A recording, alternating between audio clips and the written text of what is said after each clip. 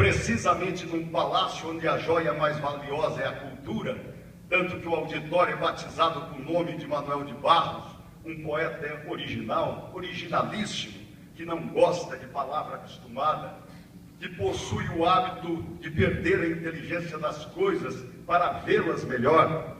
Ele que tem o vício de amar as coisas jogadas fora, porque vê no ínfimo a exuberância. Esse gênio do verso livre, que criou com os pés fincados no lodo da imensidão do lago de Xaraés, um mar que virou brejo, uma nova linguagem através de fósseis linguísticos, como o canto profundo da voz múrmura dos índios guatós. Enfim, um poeta que brinca de terror em pleno Pantanal e cuja dança tem os compassos exatos da solidão, das coisas esquecidas, das palavras benditas ou malditas pelo silêncio do mundo. O conferencista desta tarde é o advogado Décio Lins e Silva, um dos mais respeitados criminalistas do país, por seu destemor, probidade, cultura e paixão pela advocacia. Sua atuação na advocacia criminal, inclusive no Tribunal do Júri, não é apenas um assunto de direito penal, é história, é documento da nação brasileira. Do seu currículo extrai o sereno atual presidente do Instituto dos Advogados Brasileiros, fundado desde 1843, pelo advogado e jornalista Francisco Gomes Brandão, visconde de Jequitinhonha, que passou a assinar Francisco G. Acaiaba de Montezuma. Foi conselheiro da Ordem dos Advogados do Brasil do Rio de Janeiro e do Conselho Federal, e ocupou uma cadeira no Conselho Nacional de Justiça entre 2007 e 2010. A experiência foi transformada no livro Do Outro Lado da Tribuna. Nos anos de 1980, foi presidente do Conselho Federal de Entorpecentes, 1985-87, e secretário estadual de Justiça em 87 e 90, cargo que dividiu com o de Procurador-Geral da Defensoria Pública do Rio de Janeiro. De sua autoria, o projeto de emenda à Constituição Estadual, que criou o cargo e serviu de base, posteriormente, ao texto adotado pela Constituição de 1988. Membro da Comissão de Juristas para a elaboração do projeto de Código Penal 2011 e da Lei de Execução Penal 2013. Décio é ainda autor da sugestão da proposta que tipifica como crime a violação das prerrogativas dos advogados. O conferencista tem 50 anos de foro criminal, tendo estreado no Tribunal do Júri em 1965 e em 68 no Tribunal Militar, defendendo presos políticos. Esse Tribunal do Júri, que como ensinou o comparato, não compete apenas à função judicante, mas também a de formar a consciência ética do povo. Ele é ao mesmo tempo um tribunal e uma escola. Não foi assim por uma simples coincidência que no século V a.C., a democracia ateniense deu ao povo a função de julgar as coisas mais importantes para a sobrevivência da polis e fez do teatro trágico uma grande escola de cidadania. Assim, nas democracias modernas, o povo aprende a julgar e, com isso, aprende também a se governar, de modo a aplicar na prática o primeiro e irrevogável dogma de toda democracia: o poder político emana do povo. Dr. Décio, eu tenho a consciência que no Brasil a história da advocacia e da vida profissional do advogado não constitui, em geral, objetos de estudos e de análise. Mas eu sempre estudei a biografia dos Lins e Silva, notadamente a sua e dos irmãos Evandro e Raul, seu pai. Nomes que pertencem à cultura humana e que me fizeram compreender que, de fato, a norma penal é muito pequena para conter a imensidade da alma humana e me fez aprender a colocar o ouvido sobre o coração humano do réu e compreender o segredo do seu palpitar.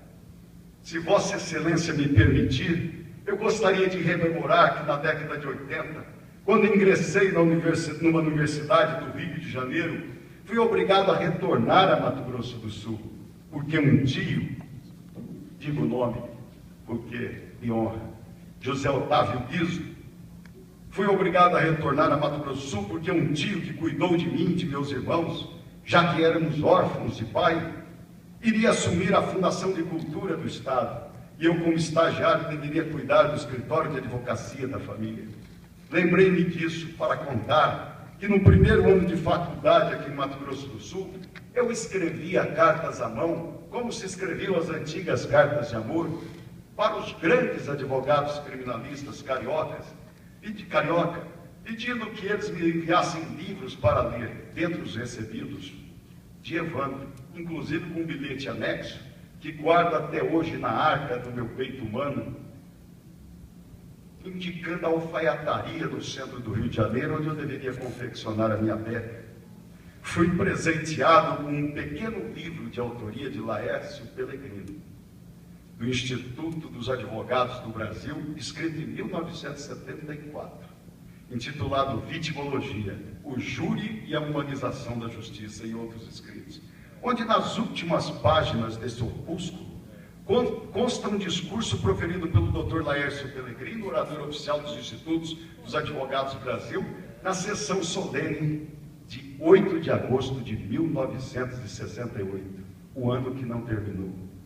Essa sessão tinha como finalidade reverenciar aqueles que ficaram eternizados à lembrança do Instituto, enfim, que os feitos e as glórias daqueles advogados que morreram lutando não passassem em vão. O último desses homenageados naquela histórica sessão do Instituto, que hoje Vossa Excelência preside, era Raul Lins e Silva, o irmão mais ligado a Evandro, que trabalhou a vida toda com ele no escritório fundado em 32, que Vossa Excelência assumiu o comando. Raul, falecido aos 54 anos de idade. Ele que era de raízes nordestinas, nascido em Pernambuco aos 30 de agosto de 1913, vindo para o Rio de Janeiro ainda menino.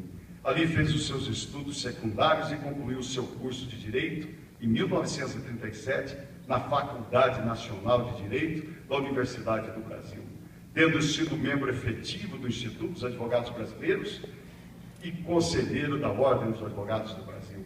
Foi ainda vice-presidente da Caixa de Assistência dos Advogados e procurador do Estado da Guanabara.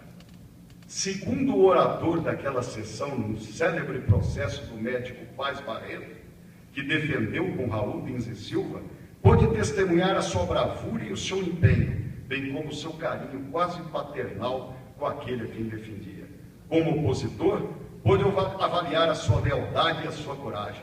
Para ele, Raul Lins e Silva era um incansável combatente na defesa das liberdades públicas e individuais, funcionando em inúmeros processos, nos quais deixou a marca que divisou sempre e norteou suas ações. Viver é reagir a toda e qualquer injustiça.